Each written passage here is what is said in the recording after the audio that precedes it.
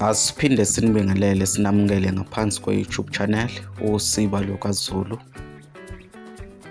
Kwisifundo sethu namhlanje sizobheka isilulu magama.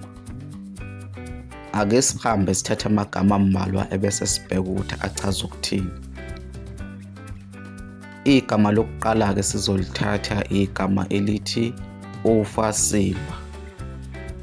Leli bizo lisho kusantushwana noma kusankungwana okuba khona uma ilanga libalele. Igama lesibili ke sizolithatha igama elithi uNcwazi.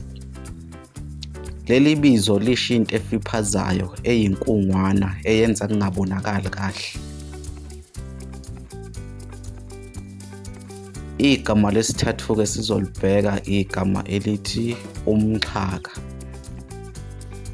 Leli bizo ke lithi umxhaka lisho isikhwama sesikhumba. Igama lesine ke sizolithatha igama elithi uhalakashi. Leli bizo ke lisho umuntu omude ebese waba nomzimba omncanyana.